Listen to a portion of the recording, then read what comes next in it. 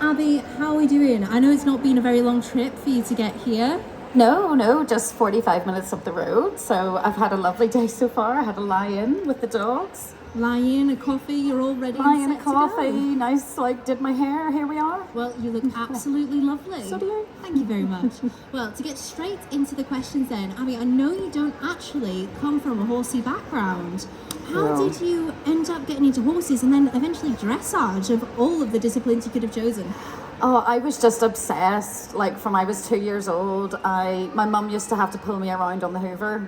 I actually fell off the back of the sofa once I trying thought to you were ride. going to say the Hoover then. No.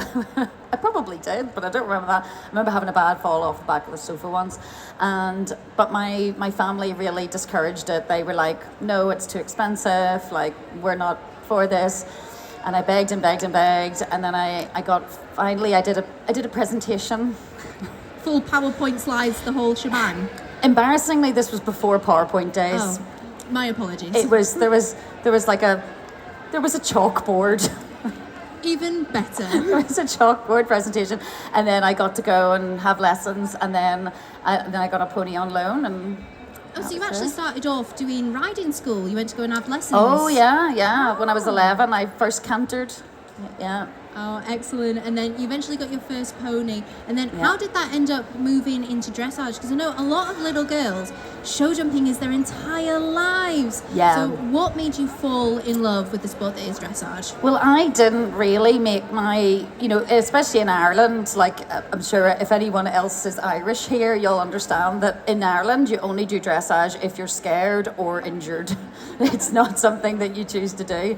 And I didn't really even know what it was till I was 24 properly. I had such a kind of rogue, literally all I knew was riding school, change the reins, stuff like that. And then I decided I wanted to work with horses. And then I went to work for a show jumper who was very interested in dressage. And yes, I was about 23, 24, and then I kind of first realised what was going on and totally fell in love with it. And then you joined the dark side. I joined the dark side, moved to England, left, and that was in 2009. And the day I arrived, I knew I would never go home. Well, you've come such a long way since then. I mean, you're such a dressage superstar now. I mean, you've ridden at the World Equestrian Games, you've ridden at Europeans. What has it been like to trot down that centre line for your country? Oh goodness, I get goosebumps thinking about it. It's obviously quite stressful in its own way because, I've always been quite a nervous competitor. So it comes with its own, the difficulties, but it hasn't ever really sunk in for me yet, even still. And to think that this year could be potentially a really big year, I can't even think about it. It doesn't seem real at all, no. No, still, I bet part of you still feels like the 23-year-old that's just moved to England, just Yes. starting out. Yes. It's not quite hit you yet. Yeah, I think as well, especially in any equestrian sport, it's quite hard to feel like you're really doing it, do you know what I mean? Nobody's got 100% yet. Yes. Although I'll be watching exactly. your space, Abby. Well, you never know. We shall see. Thanks. And then obviously I've just seen that you have celebrated 9 years with your horse Artie. Is that have, correct? Yes, thanks, yeah. Tell us a little bit about Artie, because I have to say I'm such a big fan. Oh, he's the best horse in the whole world. He actually is. I love him so much. But I mean, he is perfect. Honestly, you put him on the lorry. He does shout a lot, actually. Now, maybe he's not. He's quite needy with other horses, so if I did try to take him somewhere on his own, he would scream the house down. But other than that, he's just a lovely boy. He's kind, he's sweet, he's sensitive, he wants to do it. He's just my whole heart. And over 9 years, you've obviously come such a long way with him. Has he just been absolutely excellent to train? Well, he was quite sharp as a young horse, and I had never had anything to ride to that point. I'd still done quite a lot of dressage, and I'd ridden. I think I'd already done kind of small tour PSG Inter 1 by that stage, but I never had a young horse with so much power and sensitivity before. And he was really sharp, and he frightened me a lot. And there was days where I was walked a bit, and then he'd spook, and I'd get off and I'd be in tears, and then I just have to find it, get back on and get on with it, because there's no alternative. Well, those are the best horses, aren't they? The ones that have made you cry the most. Yes. For every reason. Exactly. And then once I kind of got the hang of him, that was it. And it didn't take long. It only took about 6 months. And then I that's thought you were it. going to say, We've like, been- it only took about 6 years. Yeah, but I still, that was only just to make me feel confident on him. I actually feel realistically I'm only starting to get the hang of the actual dressage now. Now, I've noticed you've actually mentioned the word confidence quite a few times. Like, you said that you're not very confident when it comes to competing, is that correct? I would be a very nervous competitor, yeah. I know quite a lot of people struggle from the same issues. How do you handle those competition nerves? Therapy. Fair enough. I had my therapist Debbie on Zoom both mornings at London, just like talking through it. But also so I work on it. Obviously, I have help, but it's always trying to keep that perspective of like what you're actually trying to do. It's not about the judges, it's not about everybody else watching, it's just about trying to show as best as you can the work that you've done with an animal you love. And that's all you can do, you've just got to do your best. Exactly. And actually, touching on London as well, obviously, I know I've gone on about little girls' dreams quite a lot in this, but that is such a huge thing for every child living in Great Britain. Yeah. That London International Show, how did it feel going through that tunnel for the very first time? It was really incredible, and weirdly, this is so strange to say, but because I've been twice now and I got to go back this year, it was such a comforting environment. I don't know why. I just felt really at ease there, and it was just such a lovely show. Like, everyone's friendly, and then when you go through, I don't know, it all felt really inviting. I didn't actually feel that terrified. Well, that's really good. That's so. Do you think it's because it's a little bit like it's our World Cup? Yes. It's on home Yes, turf. it's home turf, yeah, exactly. Do you know what? That's exactly what it is. I'd never really thought about it that much before, but I think that is exactly it. There you go, we've sussed it out We've now. we've sussed it out. We've done it. And then talking about having Artie from a young age, have you got any young horses coming up and through the levels now? I have his sister. Ooh. So she is not a full sister, she is from his mum. And his mum carried him, so it wasn't like a recip or anything like that. He carried, so Valenza, that's the mum's name. Valenza carried Artie, and she also carried Lenny, but Lenny's dad is Glamourdale. Oh. Yes, and she's unbelievable, and she's so like him, and all like the beautiful temperament. She's sweet, she's kind, she's sensitive. But she's more sensible than he was. Much more sensible. She's still very reactive, but very sensible. She's been, cross fingers so far, so easy. She's actually going to her first show on Wednesday. Oh, well, good luck for your Thank first show on you. Wednesday. Thanks. She sounds like she's going to absolutely smash it. Well, I hope so. She's 5 now this time, and we didn't push, a lot of them would get backed at 3. We didn't back her until last year, and she just really tootled along. So now she'll be a lot greener than some of the other ones of her age, but we don't care. She's just amazing. Experience. Yeah. I mean, she sounds like she was born with a saddle on her back. Yes. Sounds cracking. Yeah. I mean, do you think in the future there might be a Glamourdale versus his daughter sort of thing? You never know. You never know. No. Yeah, that would be kind of cool. Very cool. Yeah. Do you have any advice for people training young horses up through the levels? What best kind of things can they look out for and kind of do with their young horses, especially dressage related? Variety, obviously. I would always say variety. For me, Artie jumped and hacked, and Artie's jumped in and out of water. He's done proper cross country. I think anything that gives them a lot of experience, especially jumping. I really like jumping them. If you have enough to do it, I would highly recommend it, because as well, I think jumping keeps you that little bit braver too as a dressage rider, because it's very easy for us to get a bit we're always in an arena. It's too easy for us to just do circles. We can just do circles, and we can get a bit comfortable and a bit precious. I'd say put some jumps up. Put some jumps up, have a bit of fun with your young horses. Exactly, yes. Get up off their backs and stuff like that. Yeah, try not to make it always that they've got to be a certain way. I would kind of try to give them a lot of cantering and light seat, stuff like that. Let them find their own way. Well, it sounds like you give them a lovely varied lifestyle, especially when they're young. I mean, they don't have to conform to a discipline when they're so young anyway. Exactly. And like, we hack them out. I do have a couple that don't hack because they're very irresponsible and they hate it. So if it's not productive, then I won't. If and you it's don't like it. Exactly. And it's a little bit the same with jumping. If something was like just terrible and hated it, would just plow through them, then maybe he can do something else. Yeah. And is there anything as a professional rider you do off the horse to make sure that your riding is at the best it can be? I do a lot of fitness stuff, but it's more for my mind than so much for my body. But I mean, I think anything that you do off the horse that you maybe enjoy keeps you a little bit fitter, and I think riding is very much about activating certain muscles and being able to relax others. So I think anything that you can do that gives you more body awareness when you're on a horse is always going to help. Knowing that you feel your core, but yet your arms are relaxed. Something like you can relax your knees, that kind of thing. But I do. I have a personal trainer and I train with her twice a week, but she's a former Commonwealth runner. So a lot of what I do is more like running and like I do strength and conditioning and we do a circuit. But that's like, I do that because I like that.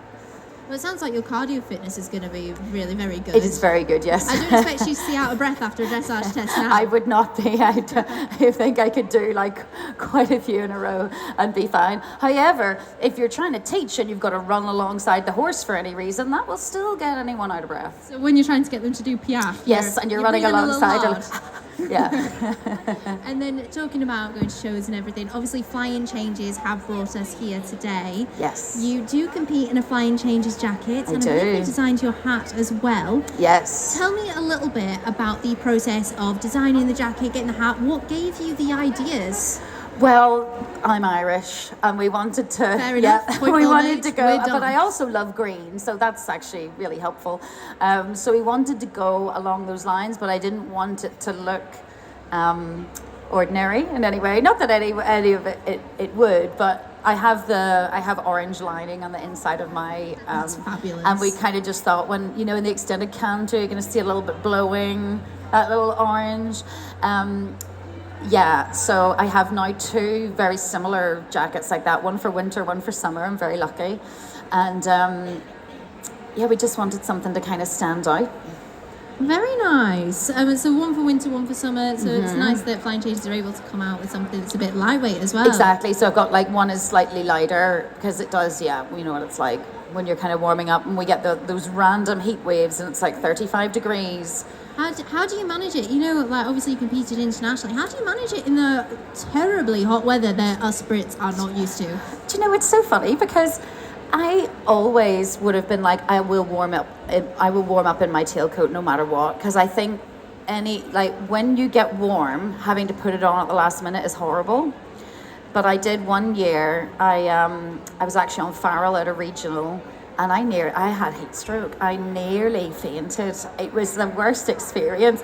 And I went in the test and I was like, buddy, you're on your own. You just have to do this, please. And actually, he was amazing. Taught me a lot about my riding. Sometimes you just got to sit there and let them do it. But after that, I was like, no, I will warm up without the jacket. Let's keep as cool as possible. And then we put it on at the last minute and just try to hydrate and all that kind of stuff. And don't hydrate with tea. It's also Go on. Don't hydrate with tea or coffee. Hydrate with water. That sounds like there's a story behind it there, that's Abby. what I thought. That day I had the heat stroke. I was so nervous. I couldn't eat. So all I'd had to drink was tea. I think no you wonder. had more tea. And it was like 30. more water. Yeah, it was like 37 degrees or something. Well, actually, speaking of letting the horse go in and you just saying, basically, buddy, you're on your own, do you find that sometimes as a rider, you can almost get too involved at times? Yes.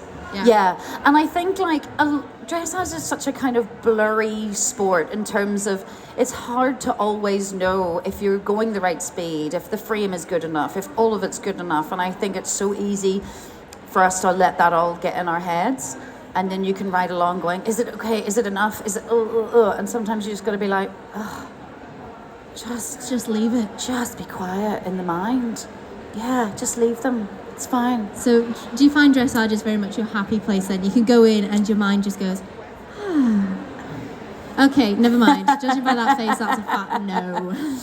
it depends. It depends what I'm doing. If I'm just training at home, yeah. It also depends on the day. Like if they're a bit like naughty or anything like spicy. Yeah. I mean, I'd say as well, riding now at the higher levels has really challenged me because you've got to go in there and there is something to be done every 2 strides. Oh yeah, of course. You've got to be like on it. So it's not so relaxing, but that's where I like the jumping. The jumping gives me that because I also feel like, you know, there's a lot, you know, want to keep progressing them, keep training them, and then I can get on, put up a jump and be like, my only aim is to go to the other side of that. It's lovely. You can just go and have some fun. You've just got to get a canter and then everything else. And that thing is as well, doing something a bit outside your comfort zone, there's no pressure. Exactly, and you don't have to worry about is it enough bend? Is it enough bend of the body? 3 tracks, how many tracks? Is it enough push? Is it a good canter? Go. And then talking about like thinking, is there enough bend and stuff? You know, when you get your sheets back from the judges, do you end up turning around and handing them out to Carl and Gareth and going, fix this? No. Anything that like is now on the sheets is not a surprise. We know what's going on. And I think as well, when I'm now at the point, which is a great place to be, I'm just trying to get wee bits better. Just trying to get a half a point here and there. You know, hey, if you get like 6 half points, that's like almost 2%. Yeah, it's a huge difference. Yeah, so it's just trying to be like, let's just make this bit a little bit better. Let's just make this a little bit. Details, obviously it's all in the details of dressage. Yes. And then obviously working with Carl and Gareth. I mean, would younger you have ever believed you'd work? I had a picture of Carl on my file at school. On your file? Yeah. So he's obviously been a I don't even idol. think he knows that. Please don't tell him. We're all going to tell him. He would aren't we? absolutely love that actually, but yeah, I had a picture of him on my file.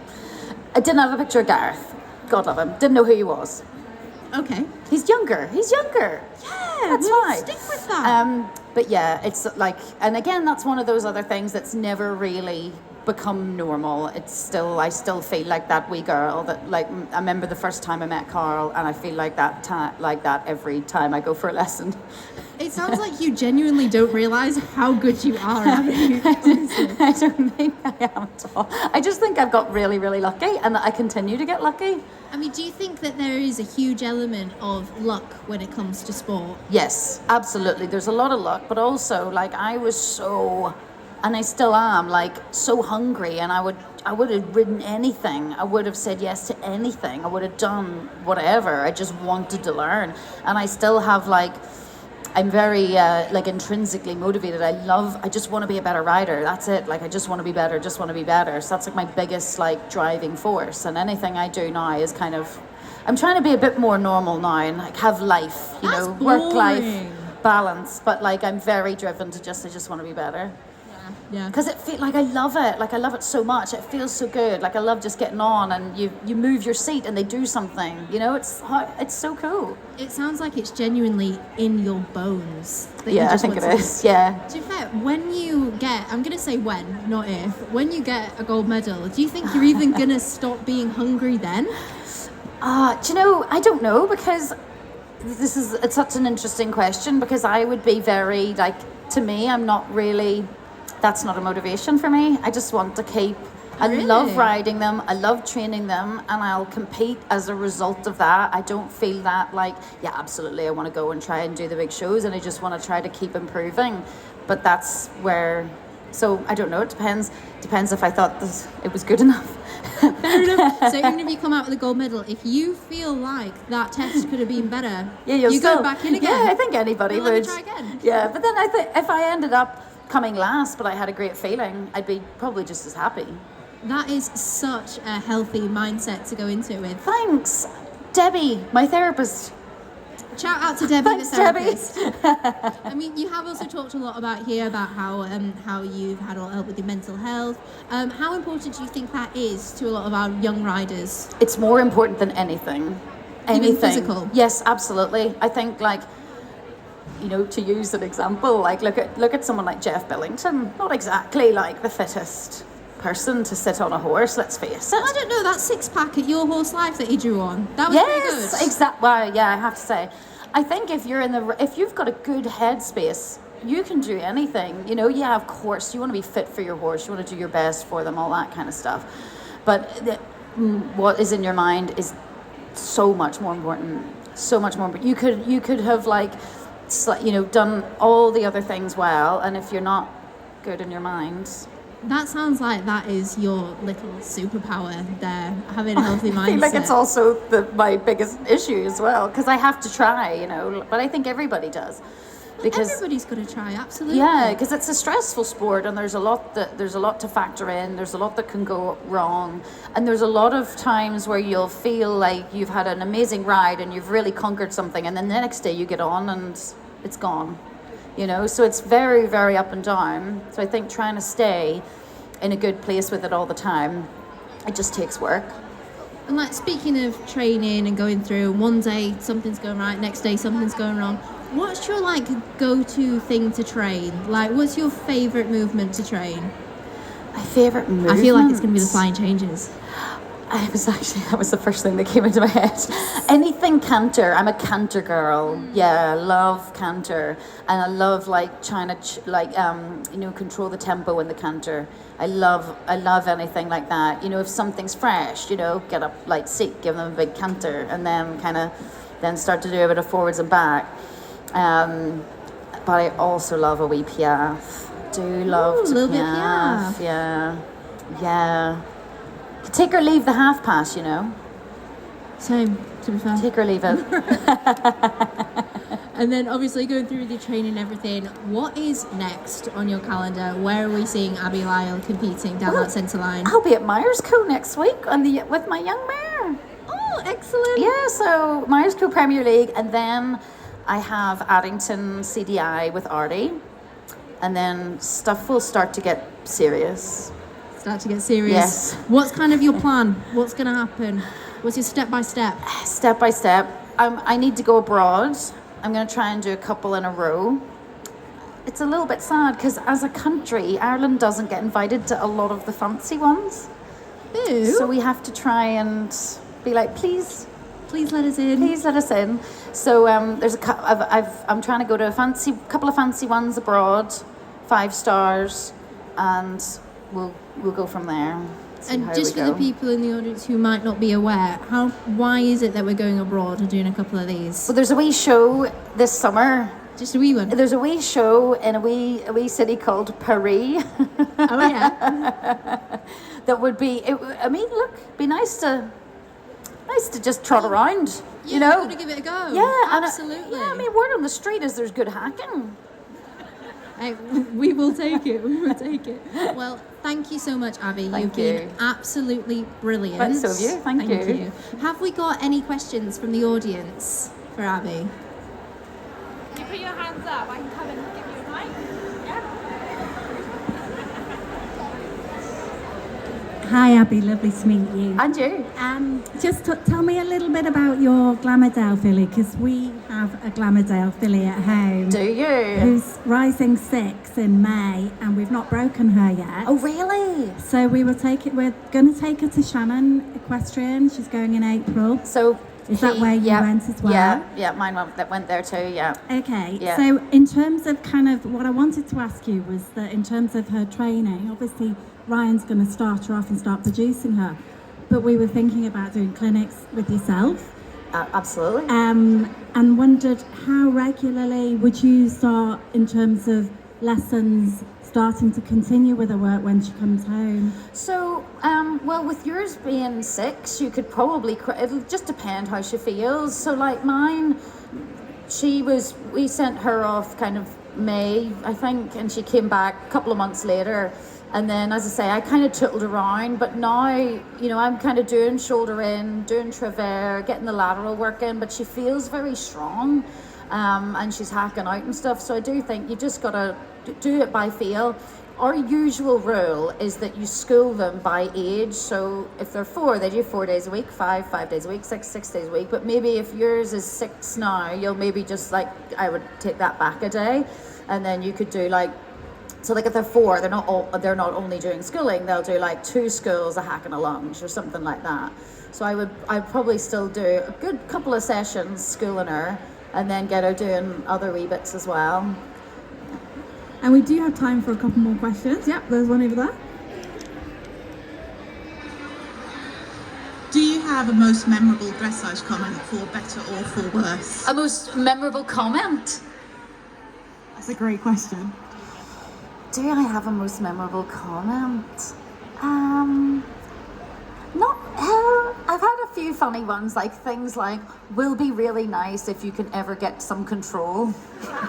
I've got one like that. And then I think that's the only one that I can think of. That was actually with a horse that no matter what you did, when you pointed him on a diagonal, he did extend it, of whatever you were in. So you went on the diagonal for the changes, extended. You know, like anything at all, he just did extend it. So I did have very little control. So that's probably the one that sticks out most in my mind. Sometimes I get smiley faces, you know. Yep. Nice to get to that stage. Yeah, no smiley faces for us. Any more questions? Hands up if anyone else wants to ask anything. No? Any questions for Alana? Well, we've got a couple more minutes. No? Okay, well, great. It's been really good to talk to both Abi and Alana, and we're very, very grateful to the team at Flying Changes for facilitating. Should we give them a big round of applause?